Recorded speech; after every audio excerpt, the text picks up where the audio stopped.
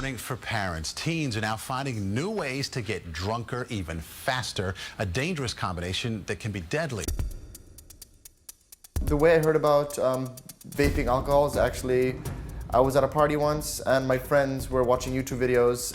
A new underage drinking trend is putting teenagers at serious risk. Vaping alcohol, I saw that on the internet. A lot of the problems with alcohol now that I can see is that it's changed from being a social scene. People are using it now as just a way to be completely hammered to the point where they don't remember the night. They want to just be completely annihilated, and that's what a lot of it has turned into. I have seen plenty of girls, whether they're my friends or not, have gotten so, I don't know, like so drunk or so high that they have just passed out. And it's scary because they don't know what they're doing to their bodies, and the next day they'll just go and do it again. And my friends were all joking, like, yeah, let's vape a bottle, let's vape a bottle. They have an actual mug, coffee mug, a metal one. They put the dry ice in there.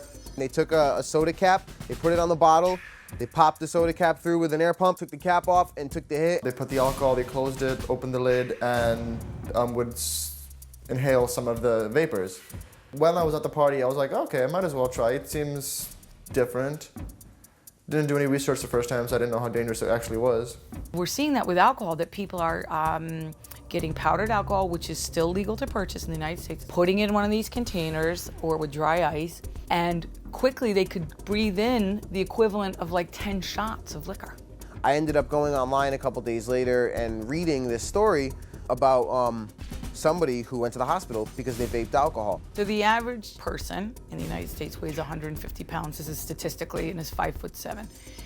And the average person can drink about 2 shots of alcohol an hour, and they'll be inebriated but never go into blackout and never overdose, etc. By 5 or 6 shots of alcohol in an hour, you're getting into overdose mode.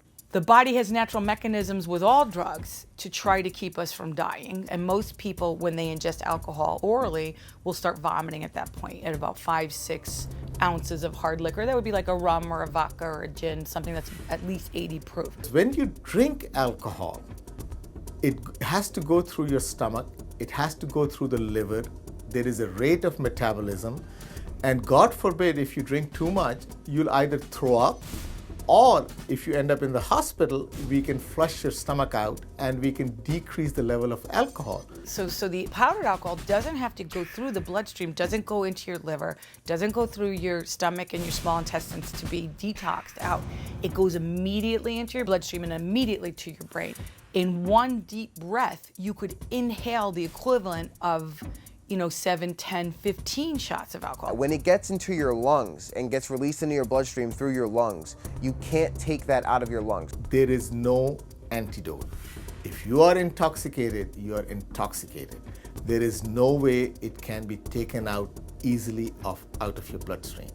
It can be lethal if you do it that way. You may not ingest as many calories, but you're giving yourself instant, severe brain damage. There's no formula, there's no type of numbers or algorithms that's going to explain to me how much alcohol content is going to be in this barrel of smoke that's going to go in my lungs. The alcohol will get into your bloodstream and depress your breathing, it will depress your brain function, and if it reaches a certain level, it will lead to death. You could take one deep breath that includes enough of the substance to kill you. It is quite potent, so I definitely can see how people can get overly sick or even die from doing it. You do know how much you can drink, but how much you can vape is a completely different story. It's so new, we don't know what issues will come up. Is it going to damage the lungs? Is it going to damage both liver and lungs and everything else? Vaping is just something that you should completely avoid. I don't know why anybody would ever try that. They're willing to risk their lives just for this little thing of a head rush or something. I haven't really read about it. I don't really know much about it.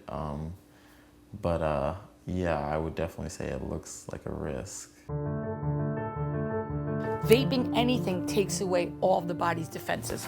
Boom. You vape it, it's in your brain, because the damage that is done to the body is at a molecular level. I felt not necessarily a need, but definitely wanted to do it at pretty much any time during the day.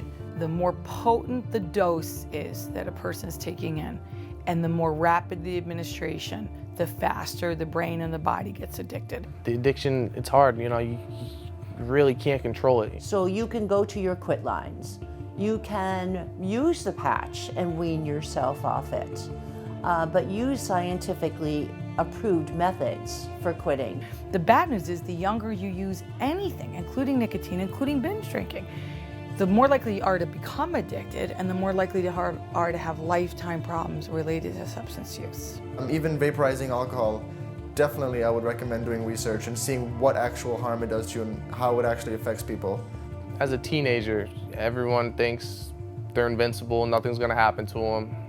They can do this, they can do that, it won't be a problem. They're not looking at the long run, and even with some of these things, it can start affecting you sooner than you thought.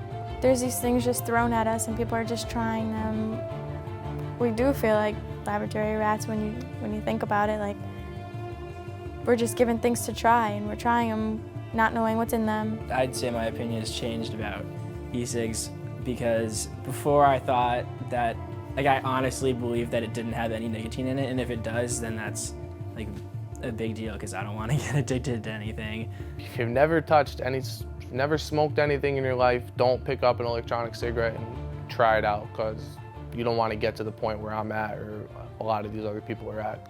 Don't put anything in your body that you wouldn't put in your body at the dinner table in front of your parents. I know that's old school, but that's the way to save a lot of grief right there.